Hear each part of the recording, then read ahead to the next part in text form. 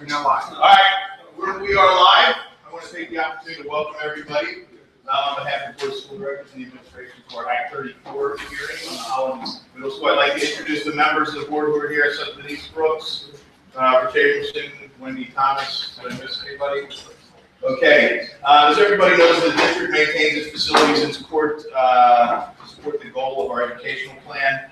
The project vision and plans result in the input and engagement of many stakeholders, including a district-wide public capital planning committee. The plan approved by the board was based on many inputs, including the planning committee's recommendations, and included removal of the modulars at all schools, continuing the capital plan at all facilities, and the renovation of Holland Middle School and the construction of Newtown Middle School. So to lead us through tonight, I'm going to introduce Doug Taylor, our Director of Facilities. Or am I going somewhere else? Actually, we're going to going to our solicitor, Rob Cox. This is a duly constituted hearing under Act 34, which is also Section 701.1 of the Public School Code of 1949. The Council Rock School Board adopted a resolution on October 1st, 2015. The resolution specified a maximum building construction cost of $10,205,520, a maximum project cost of $53,321,802. That resolution also scheduled this hearing. Notice of the public hearing was advertised on October 26, 2015. That was more than 20 days. Notice of the hearing is required by Section 701.1 of the School Code. Description of the project has been available, and after the presentation, my understanding is that the team of experts that's here tonight we'll take questions and see.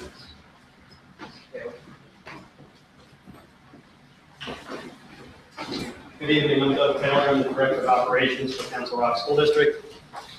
This project is in alignment with the district funding capabilities. We've worked closely with our business administrator, and we'll hear more about the funding later. For the project, we've engaged and solicited input from various stakeholders. We've involved the community. We actually had a team of about 60 volunteers who broke down into 3 groups ultimately and provided back to us in June final recommendations to the district for a master plan. One of those strong recommendations from the 3 groups was the consideration for major additions, renovations, and or replacement of the middle schools. We had enrollment projections performed. We had a Pell study. In addition, we had Decision Insight, which was a valuable tool for us to use as a dynamic demographics tool. We reviewed the space needs for each school. Schrader Group Architecture provided for us a capacity study, which was utilized as one of the tools by the planning teams. Basically, we identified the need for significant improvements at Newtown, Holland, and Richboro middle schools. The board approved a plan to renovate the Holland Middle School and to replace the Newtown Middle School, and repurposing or selling ultimately the Richboro Middle School, which will be a decision the board makes later down the road. So we also utilized our capital plan, which was another tool that the planning teams had used. In that capital plan, we identified the needs of each facility. The needs for the middle schools are very high. As you can see across the second row from the bottom, upwards of 20 million or more for each of these schools to just implement the changes required to bring it up to current standards without any programmatic improvements whatsoever. That doesn't address the fact that these buildings are 40 to 60 years old aside. So when we would be finished with that work, we still have the systems that are still of that age. So I'm going to also take the spot for Reed Zil at this moment because he is tied up in traffic. So let me take the next section for him. We ultimately engaged the services of Dewey Engineering to assist us in planning the work, doing a feasibility study. Option 1 was $160 million, which was basically taking all 3 of the middle schools and constructing additions and performing the improvements that we would need to. Option 2, the $110 million option, is to take the 2 middle schools that we're looking at today and improving those programmatically, renovations to one, and not using Richboro Middle School and looking to consolidate Richboro Middle School into the Holland Middle School project. Option 3 for $85 million basically takes those 3 schools. We implement the capital planning items that are identified in the capital plan, and there are no programmatic improvements whatsoever for the $85 million. So the stakeholders determined that option 3 wasn't a cost-effective long-term solution. Just implementing the capital plan items without programmatic changes did not seem like a real feasible, viable option. Option 2 provided significant cost savings over option 1. We can take the students and staff from Richboro Middle School, put them in the Holland Middle School project, and realize savings by doing so. The annual operation savings for 2 schools versus 3 is also realized, and we provide 2 new middle schools that have parity, that are similar schools, same programs, and will last us 30 to 40 years down the road. So we took a look at the options and how do we end up with the final option.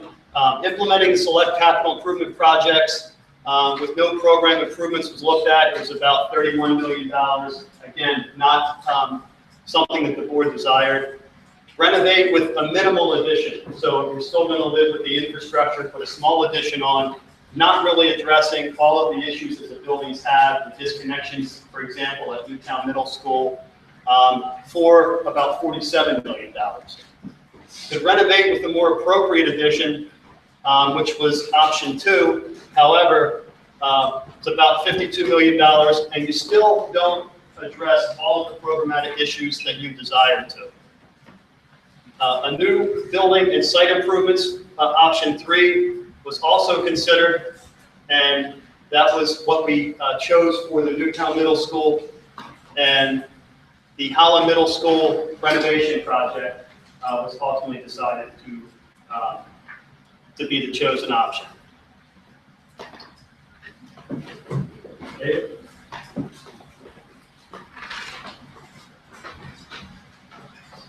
Thank you, Doug. I'm David Schrader. We're the architects on the project. My job is to describe the project that is proposed at the Holland Middle School. So essentially what you'll see as I present this is the building is projected to be 187,000 some odd square feet, just shy of 188,000 square feet. It'll be the 2-story structure that you see, but it'll also be a series of additions to the existing facility, and we'll get into that. We intend to take the majority of the interior of the building out. The building is constructed currently with a series of metal partitions in a pie-shaped form. Those will come out, and we will construct a permanent structure within the facility that will make this a contemporary building that matches and creates a parity with the Newtown project. The building's designed for the educational program that Mr. Taylor spoke about from the stakeholders, and we'll get into some of the spaces that are described within the project as well. What you have in front of you is a site plan. This is essentially north-south in that the top of the drawing is East Holland Road, and bisecting the right-hand side is Buck Road. You're seeing Hillcrest Elementary School on the right-hand side, and the light shading is the Holland Middle School building as it currently stands. The tan portions are the additions, and to just give you a sense of the additions we'll be doing over what Mr. Taylor talked about, the existing building is 135,000 square feet. We're doing about 50,000 square feet worth of additions, and that's where the 188,000 square feet comes from. And I'll describe what the layout of the balance of the building is as we go through this. But one of the important things that we got into as we began to look at the site were traffic patterns. And so we know we have a good bus loading and unloading area on the east side of the building. And currently there's just a series of parking lots to the north of the building. With the civil engineers and with traffic planning, we have come up with a structure where we redo all of the parking lots on the front and the west, or the north and the west of the site, to create a standalone parent drop-off at what will become the new front of the building, because we're creating a real presence of the building along East Holland Road. Currently, the front door to the building is on the side or the east of the building. So as you come down East Holland Road from the east to the west, you will now have a front door to the building. And that was one of our primary goals. We've also created a stretch of that parent drop-off area so that you can actually stretch all the way around the teacher parking lots and then come through a dedicated loop in and out so that parking and parent drop-off do not cross. Just to give you a sense of the traffic that we've tried to take off of East Holland Road, one of our goals was to create bus parking for 18 buses and 6 vans. We have a parent drop-off, just the spaces, and total queuing length of approximately 50 cars. And if you overflow here, we have the opportunity to stretch it out even further. The total parking on the site with Hillcrest, once you use the bus parking as a nighttime event parking, gives you approximately 386 spaces on the entire site for an evening event. So we're actually adding to the parking on the site as a whole, once you take into account the bus loop as a temporary parking area. So there'll be quite a bit of work on the building. There will be some site work around the building for parking, and then there'll be minor site work just to regrade some of the playing fields out back. We're not really moving a lot of the playing fields, we're just kind of regrading what's going on in the back because this building has good playing fields. In front of you right now is a first floor plan as proposed, and the tan area is the existing footprint of the building, outlining the rough outline of the current structure right now. And so part of what we'll be doing is adding to the periphery of the gymnasium structure by adding a new auditorium. The auditorium seats 650 students with a full music program of band and choral on the side. And then to supplement the gymnasium structure, we will be adding an auxiliary gym and a fitness room on the south side of the building. So the building will have a dedicated performing arts area, a dedicated athletics area, and then we'll convert the interior of the building so that it's set up the way that your students currently use these buildings, and that is in a teaming structure. So the building will be set up in 7 teams. We do also have a series of 8 classroom additions on the south side here. Building is set up for 7 teams, and each of those teams consists of all the core classroom structures around the science room.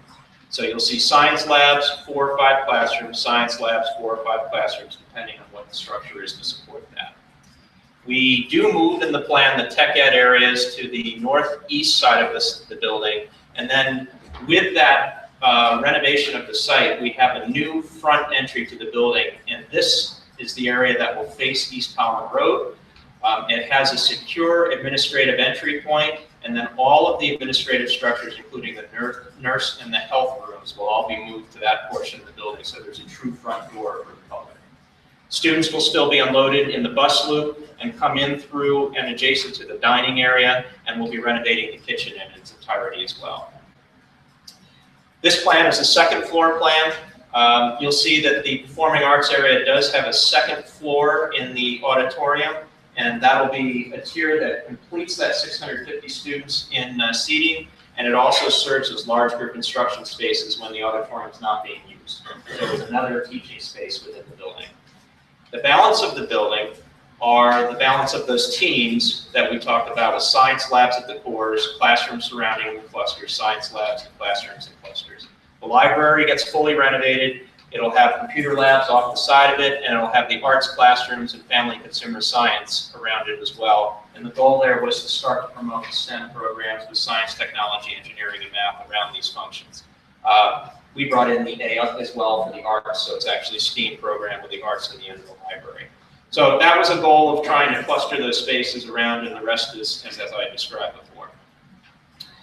One of the major things that we will be doing, the current building has a brown metal facade around the second floor. We'll be peeling that brown metal facade off and replacing it with brick and windows to match the new brick and window area of the new structures that we have around the balance of the building. And the goal again is to create a building that has some parity with Newtown. So they'll both be brick structures, they'll both look like 21st century buildings, a decent amount of glass for the nice daylighting that we can bring into the building. What you're looking at here is a rendering of the front entry with the administration to the right and the classroom cluster to the left from East Holland. And you can see that there now is a true front door to the building. The right-hand side shows the performing arts and the athletics entry as an evening entry place as well.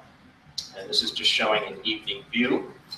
Looking from the west side, going east on East Holland Road, again, back at the main entry point. And the last one is looking from the east, going west on East Holland Road, and again, back at that front entry point. So when you drive by the building, it will now have a front entry presence on East Holland Road. I'm going to hand it to Ms. Capizzo. So, Arif Fazell, the construction manager for the project, and my role here is to explain the estimated project costs for the project. So the project is going through PlanCon. We have received PlanCon A and B approval, and the project also has received preliminary township approval, and all the other approvals are currently in process. We've gone through a pretty detailed value engineering process with the entire team, with the architectural team, the school district, and the various stakeholders to try to make sure that all of the improvements are based around value that is provided to the actual stakeholders of the building. The project, we're also targeting LEED Gold, and one of the main reasons for that is not only sustainability and to create an energy efficient facility, but this project was also successful in receiving a $2 million alternative energy grant from the Department of Community and Economic Development of the state. So one of the requirements of that grant is that we achieve LEED Gold. So that is one of the things that the entire team has been pursuing. The project will be competitively bid as required by public school code. And so we'll be receiving bids sometime in February or March of 2016. The construction will start in June of 2016, and it will be a phased project scheduled to be completed in October 2018 while students remain in the facility. These sheets, this is a PlanCon DO2 sheet, and the information is in the packet, the Act 34 packet, and it's a summary essentially in the format that's required by the Department of Education for the various project costs. They're all listed there. It's a little difficult to read, and I will announce some of the overall costs, but all of these costs are listed there, and I'll give you a summary of the actual final total project costs in a minute. But as you can see, they're broken down into the various categories of general, HVAC, electrical, there's architectural fees, there's other fees that are associated with possible movable fixtures and equipment.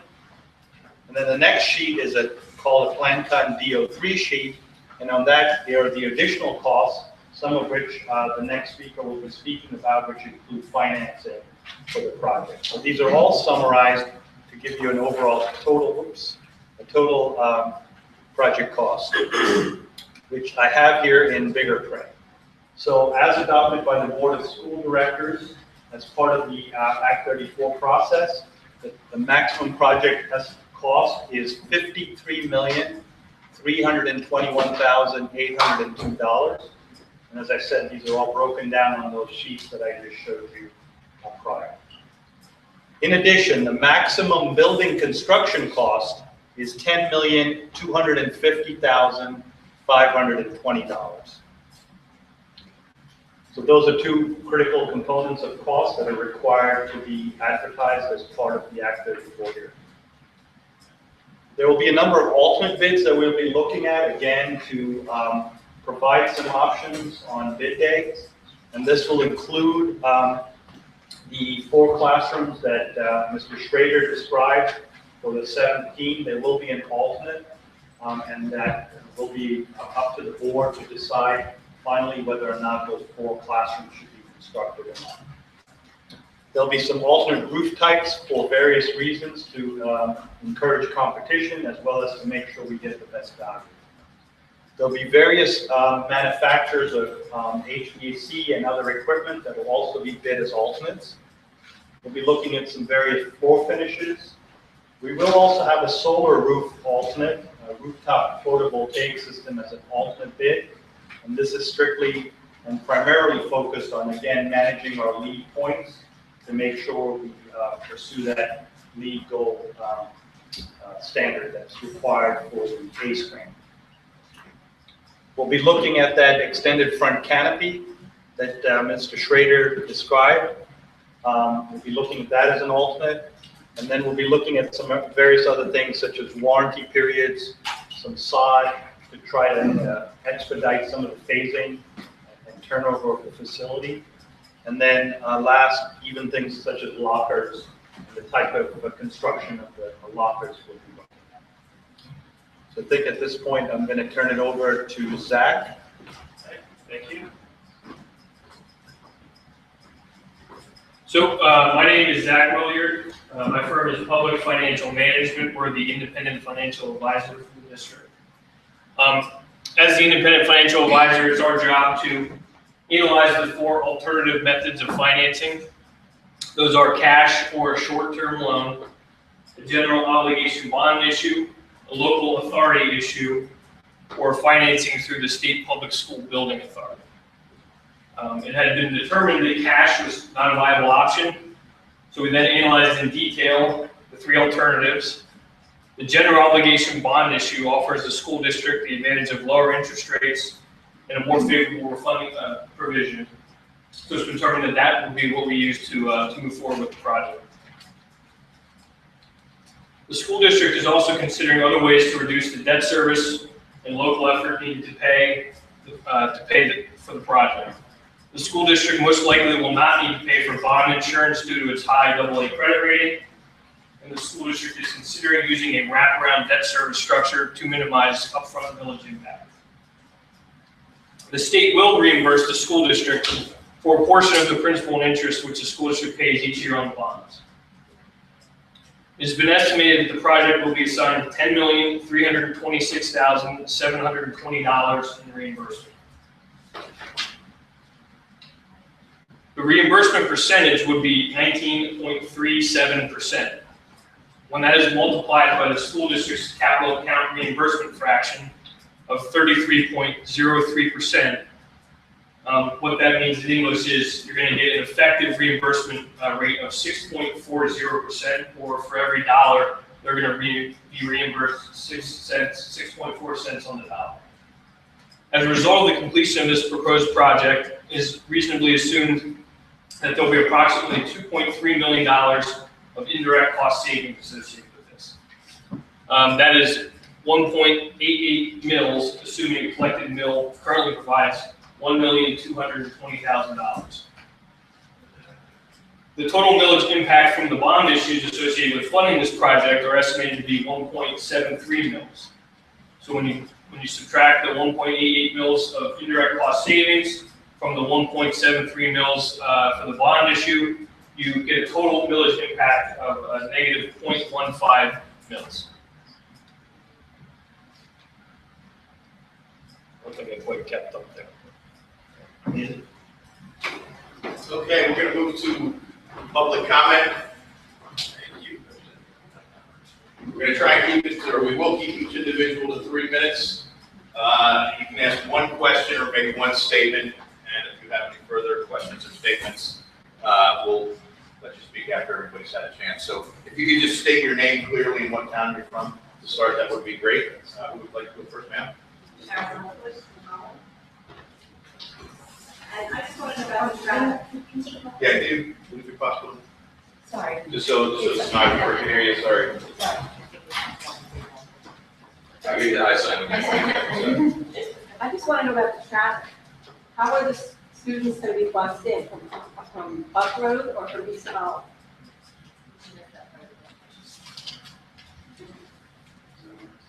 Yeah. The students will be coming in from East Holland Road. Really? There's so much traffic on that road as it is now. It's like a shortcut. Yep, that's a good question. So what we've done is we've created a sizable length of interior drive to allow for staff to be within the site and not out on East Holland Road. So we will not have the traffic. But they're still coming down East Holland Road, which has got that wicked turn. Sure, they'll be coming down East Holland Road, but ultimately they'll be entering the site where they have entered the site. We'll be aligning the western drive with the development across the street from it to help that intersection there. Why can't they come down Buck Road? First of all, that's a challenging road. The embankments would be difficult. It's a state road. It would be very costly to revise the entrance to that site. onto Buck Road. Why would you, no, I mean, why couldn't they come down Buck Road and turn on? Traffic from Buck Road, so you're talking about transportation. There's just so much traffic now. I can't imagine having another school come. Right, I don't control the transportation routes, that's not something that I could answer, right? So I live right off of East Holland, and it's ridiculous now. Can't imagine when.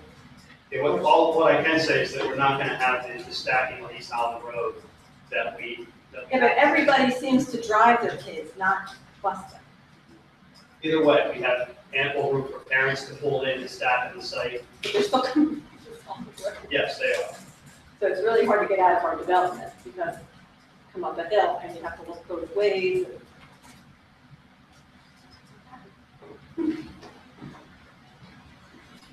Sir? Mike Lovewitz.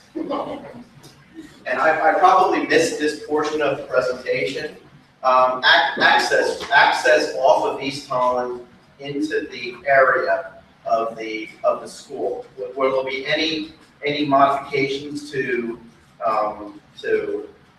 where people will be turning? I see there looks like there's a new entrance towards the left, so it's a new parking area there.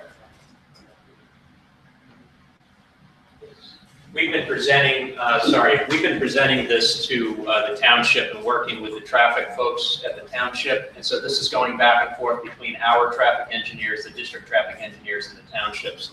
So they are working on how this structure right here works. What we do have is there is a one-way in and a two-way out proposed, which you don't have today. So there's going to be a left out, right out. And what Doug and I are trying to remember exactly on the roadway is whether we now also have a left in to try to allow flow traffic by. So this intersection has been worked on by the traffic engineers to try to get this to flow cleanly. In addition to what Mr. Taylor said, which is we are stacking this entire length so those cars come off of East Holland. So if you have a one in and you have a car coming from Buck Road down East Holland, Right. will they make a left turn into that single lane in with? They'll make a left, so the single I was talking about was the left in right here. So you've got one vehicle coming in, but you've got the ability to get two out. Yeah, I'm talking about a car coming that way. Right.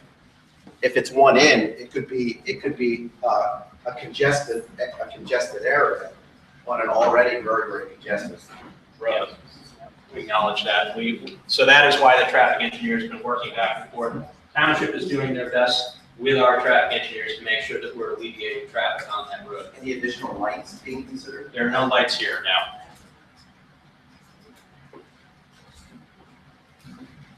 Any other questions?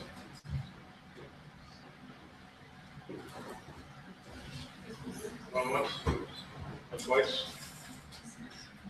Okay, so does that conclude the hearing? That concludes the hearing. Concludes the hearing on Holland. Thank you for coming. The next hearing will commence in 15 minutes.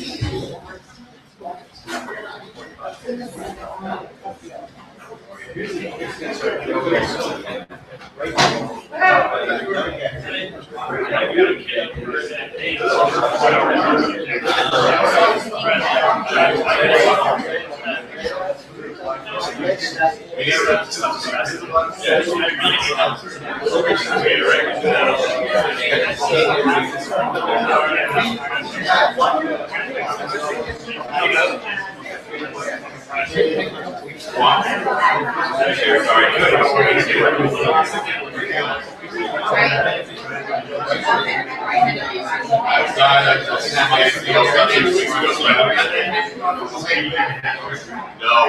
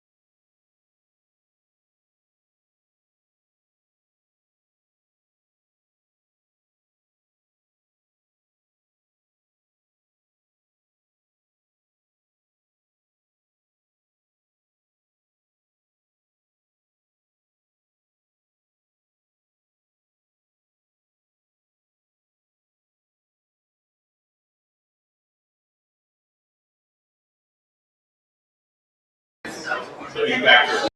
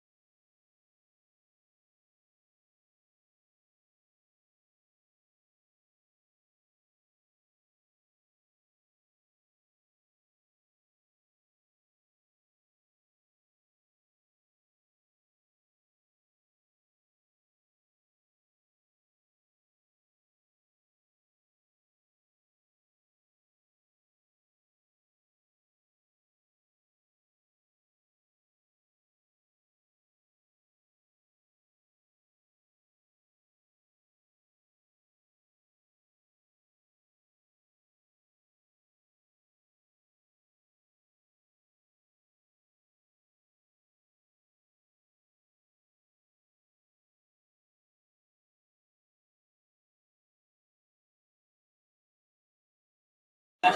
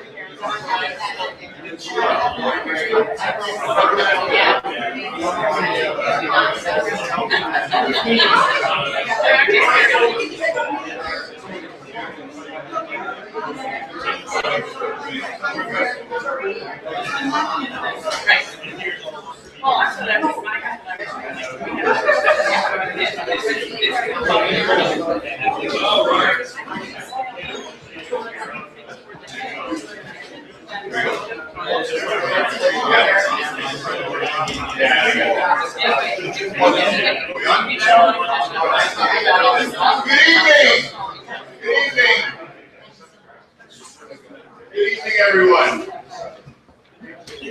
I wish I had a glass on board. My name is Andy Lott. On behalf of the Board of School Directors, we'd like to welcome you to the Act 34 hearing for the Newtown Middle School. With us tonight, Mr. Denise Brooks, Mr. Jerry Grubb, Mr. Calvin Hesse, Mr. Richard Abramson, Mrs. Wendy Thomas is in the building. As everybody knows, the district maintains its facilities and supports the goal of its educational plan. The project vision and plan result in the input and engagement of many stakeholders, including the district-wide public planning committee. The plan approved by the board was based on many inputs, including that committee's recommendations, and includes the removal of modulars from all schools, continuing on with our 5-year capital plan for facilities, the renovation of the Holland Middle School, which we discussed earlier, and building of the new Newtown Middle School. I will turn it over now to our solicitor to explain the hearing process. Mr. Cox. Thank you, Mr. Block. Good evening. My name is Rob Cox. I'm solicitor to the school district. This is an Act 34 hearing that has been duly constituted under the school code. Act 34, Section 701.1 of the Public School Code of 1949. That section of the school code requires this hearing. The board adopted a resolution on October 1st, 2015, which specified a maximum building construction cost of $45,098,568 and a maximum project of $58,582,320. Notice of this hearing was advertised on October 26, 2015, as was required by Section 701.1 of the school code. That notice was more than 20 days in advance of this hearing, as the statute requires. The description of the project has been available to the public, and after the presentation, the team of experts here will attempt to answer questions and take comments from the public. Thank you.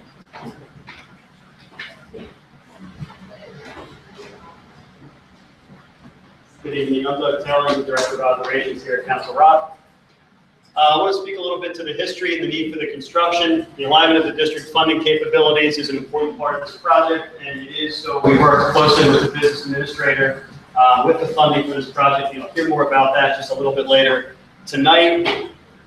We engaged and solicited input from various stakeholders. So we put together a community team for the master planning process in the fall of 2013. The team ultimately broke down into 3 individual teams and provided for us in June of 14 3 options for master planning. And one of the strong recommendations across the board was the need for middle school work. Part of the tools that the team utilized was the Pell study.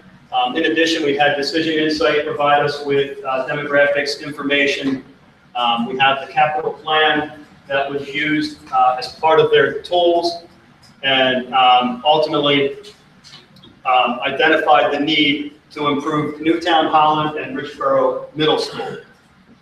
The board approved district capital plan calls for renovating Holland Middle School, which we talked about earlier, and a new Newtown Middle School project. Breslin Ridgwood Federa, the architects for this project, reviewed the space needs for the facility with our entire team. As I mentioned, we have a capital plan that was utilized by the team to help prepare the recommendation. As you can see on the second row from the bottom, the cost to go after any one of these projects is $17 million and higher, upward of $25 million to get only the needs of the buildings from a capital improvement standpoint. There's no programmatic improvements or enhancements as a part of those costs. There's a longer list of items that would be needed to bring these buildings up to current code without the benefit of any programmatic enhancements. So with that, we brought on Breslin to assist us with looking at the new Newtown Middle School, and I'm going to turn it over to Rob, or actually Arif, sorry. My name is Arif Fazil, with the construction managers for the project.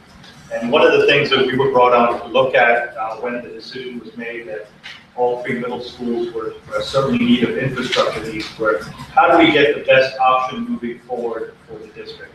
So obviously the first option that was considered was implement all those capital improvements and programmatic improvements at all three middle schools. And that budget was around $160 million. And then option two was, can we do the same with just two middle schools? So could we consolidate one, and could we really focus on two of them and find a way to find economies of scale, not only from a construction standpoint and implementation standpoint, but also from an ongoing functional standpoint and an annual capital expenditure and annual operating cost for each school, if we could reduce it down to two schools. So that was option two. And option three was also looked at, which was just to do the capital improvements and leave the schools as is in terms of program and not upgrade them to meet your educational requirements. After looking at this and studying this, option three was not cost effective at $160 million. And option two obviously provided significant savings over option one, not only in terms of first cost, but as I said, annual operating costs. So option two was chosen because you are looking at some reduced enrollment from the studies that were done. There was flexibility and efficiency by creating two similar sized middle schools with equity and parity between the two in terms of program needs and what could be provided. And then, as I said, the annual operating costs of two schools versus one was significant. So option two was really focused on. Option one was decided it really wasn't in the best interest of the community and stakeholders moving forward. So option two was focused on at that time.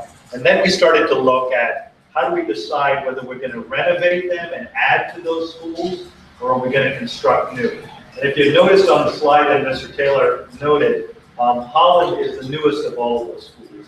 And it was decided, after looking at various options, whether we do renovations and additions or whether we do build a new building, it was decided at Holland that we would essentially renovate and add, whereas at Newtown the decision was made that the infrastructure, the inefficiencies of the existing facility, and all of the other limitations of it, it was a more feasible solution at Newtown to construct a new building, most economical to do that from a phasing standpoint also. So that's what was decided, is to construct a new building at Newtown. With that, I'll turn it over to Bob. Thank you. My name is Robin Breslin. I'm from Breslin Ridgwood Federa Architects in Allentown, Pennsylvania, and we are the architect for the new Newtown Middle School. The project is 185,400 square feet. It's a two-story building for grades 7 and 8. The new school will be built on the same site as the existing school. It will be built to the north of the existing school. Once it's completed and occupied by the students, we'll demolish the existing building and convert that back to site features. The building is designed for the educational program, and it's based on input from the stakeholders that was acquired over the time period before we were hired as the architect to design the building. The gym, the auditorium, the music rooms, cafeteria, and library are shared spaces located on the first floor, and they are also designed for community use.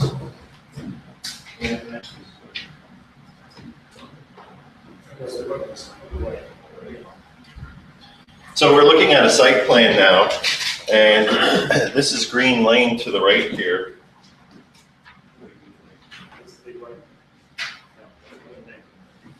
So you're looking at Green Lane running basically north and south. This is where it intersects with Richboro Road.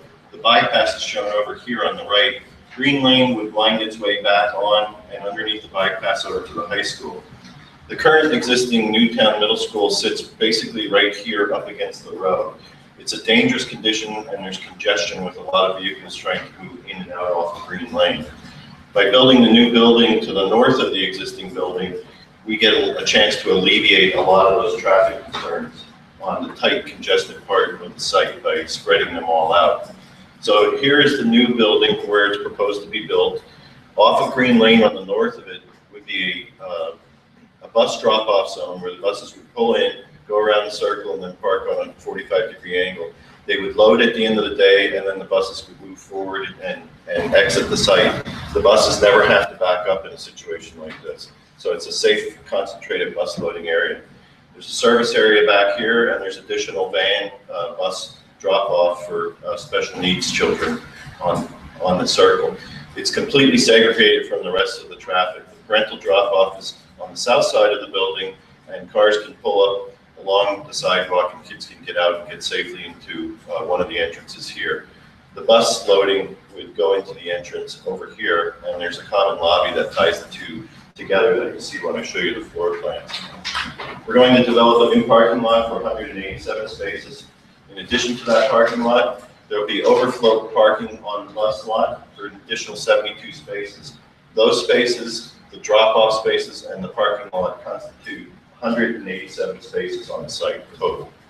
In addition to that, we're going to have a football field, a baseball field, 2 multi-purpose type fields, a softball field, and a regulation-sized soccer field out in front of the building.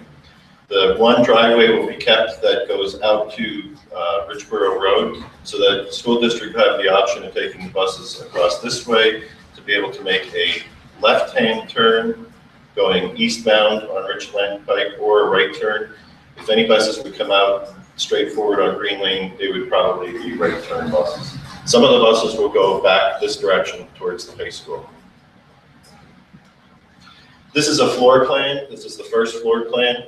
And I mentioned the 2 entrances. This is the bus loading entrance here, and this is the entrance that relates to the front parking lot. This would be the secured entrance during the daytime when the building is open. Visitors would have to check in here, come into the office before they're let out into the building. So we basically have the office suite here to the right, which has good vistas of the front of the building. The nurse's suite is just catty corner to it. The main gymnasium is right off of that lobby. The lobby continues on to service the auditorium and the library. And then as you go on, you get to the doors that go out to the bus loading area. Just inside those doors is the cafeteria, the kitchen, and the serving area, loading dock area for the building. Around the auditorium, we have different storage areas. We have a family consumer science area. We have the stage. And behind the stage, directly behind the stage, is the music suite that would include the band room, the choral room, and music classroom. In addition to that, there's tech ed, there's an auxiliary gym, there's lockers that service the gym and the auxiliary gym. There's a fitness center next to the auxiliary gym. And then there are 4 classrooms here, and these classrooms would be an alternate deduct bid for the project. So if the bids come in where we expect them or below, those 4 classrooms could be built. The district will have the opportunity to approve that or reject those alternate bids. So everything basically to the left of the main lobby are the common use facilities, the auditorium, gym, cafeteria, etc. Everything to the right of the lobby is basically the 2-story classroom wing, the academic center of the building, which would include science labs clustered over here. Then it would include the regular classrooms, which are clustered around a large group collaborative space, and the same thing on the opposite side. It's symmetrical. There's toilets here and toilets here that would serve the auditorium and the gymnasiums. On the second floor, you arrive there by the stair towers here, here, here, here, and here. There is a corridor system that pretty much wraps around the whole building, and at this point looks down into the lobby. The lobby, the roof is economically going straight across here. We're not dropping it down. So you'll actually have a two-story space in the lobby that you can look down into from the corridor system. There's a balcony small group room here that looks into a two-story space. The library is a 1.5 and 2-story space. And then there's a convenience stair here at the end. It's all centered around a courtyard so that every classroom in the building has a view and natural light. There are 2 large service areas here for mechanical equipment that will service the building. One of them is accessible by a bridge that goes across the lobby at this point. These are the upper band, upper fitness center, auxiliary gym, and upper gym areas that you're looking into. This is a rendering of the south side of the building. This would be the main entrance that you would see if you were a visitor approaching the building coming in. You can see the administration here has a lot of glass, so you have good views. You come in through a secure entrance. What you're seeing to the left is the windows into the gymnasium, and then beyond here is the fitness center and the auxiliary gym. To the right, you're seeing the stair tower and the beginning of the 2-story classroom building. And then a view, this is the same view, it's just back a little bit further so that you can see the classroom building and the science labs. And then this is a view of the north side of the building. That would be the cafeteria, and this would be the main entrance, and you can see the bus parking at these locations. This is simply a view of the courtyard. The courtyard's been carefully designed so that we can take classrooms out here in the warm weather for 21st century learning. And that's it. So Reed Bazell, construction manager, to talk about the estimated project costs. The project is going through the Department of Education's PlanCon process. We have received PlanCon A and B, and then subsequent to the Act 34 hearing, we'll be submitting PlanCon D and E. The project also has received preliminary township approval, and we're in the process of getting all of the other approvals that are necessary to get this project constructed. The project did go through a detailed value engineering approach with the architect, his team of consultants, the school district, and the various stakeholders to make sure that every item was studied and that we made sure that we were getting value for all of these systems that are being considered for the project. The project is targeted for LEED Gold, and that provides energy efficiency, sustainability. But very importantly, one of the main reasons to target that was that the project was eligible and received a $2 million alternative and clean energy grant. And one of the requirements for that grant are that we achieve LEED Gold. So that's one of the requirements that we're pursuing to achieve that $2 million grant that will offset the impact of the project cost. The project will be competitively bid in February or March of 2016, with construction to start in June of 2016, and then the overall project will be completed in July of 2019, but the new building will be ready for school in June of 2018. So 2 years for construction, and then there's a period to demolish the old building and finish the site work. These are the PlanCon DO. This is the PlanCon DO2 form. It is contained in the Act 34 booklet that has been made available, and it has a detail of the project costs, and they're all broken down in the format that is required by the Department of Education. And I'll tell you what the totals are in a minute, but it has everything from the construction costs, the architect fees, and the various other costs are listed there. The second page is DO3 page is also in your book, and that has the additional detail of project costs, and that includes also financing, which will be discussed in a minute. So there's a couple of cost items that are important to know. One is the Board of School Directors adopted the maximum project cost at $58,582,310. And the maximum building construction cost for this project is $45,098,568. And these again are listed in the booklet also and have been published for the public.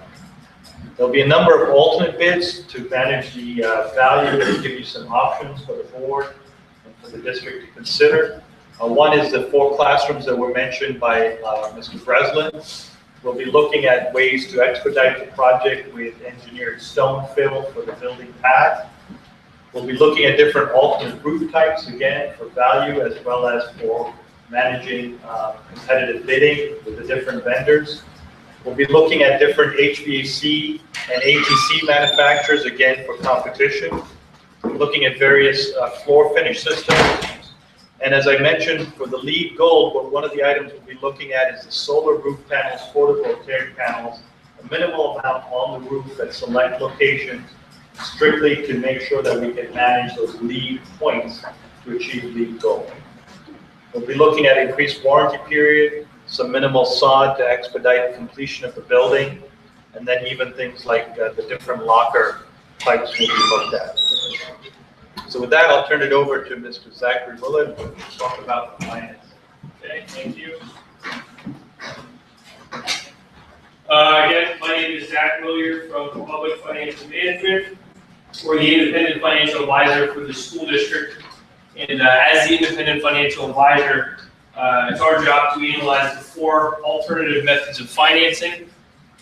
The 4 methods are a cash or short-term loan, general obligation bond issue, a local authority issue, or a financing through the state public school building authority. It has been determined that cash is not a viable option, and it was determined from the other 3 alternatives that a general obligation bond issue offers the school district the advantage of the lowest possible interest rates and the best possible call provisions. The school district is also considering other ways to reduce the debt service and local effort needed to fund the project. It is not anticipated that the school district will need to purchase bond insurance due to the high credit rating, AA. And the school district is also considering utilizing a wraparound debt service structure, which will minimize the upfront budgetary impact of the project. The state will reimburse the school district for a portion of the principal and interest which the school pays each year on the bond issue. It is estimated that the project will be assigned $9,407,204 in reimbursement. The reimbursement percentage would be 16.06. The school district's capital account reimbursement fraction is 33.03. So when you multiply these 2 percentages together, you get the effective reimbursement rate of 5.3%. So for each dollar paid by the district on debt service, the state may reimburse 5.3 cents. It is anticipated that as a result of the completion of the project, there will be some indirect cost savings. You can see there totals roughly $22,500 or 0.01 mils, assuming collected mill provides $1,220,000. The millage impact of the bond issues is expected to be 1.93 mils.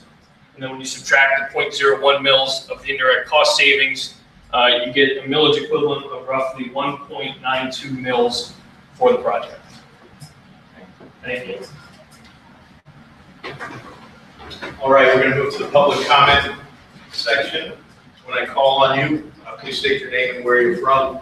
We'll be limited to 3 minutes, and in that time you can ask 1 question or share 1 idea.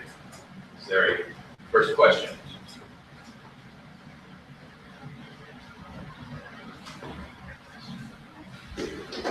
Okay.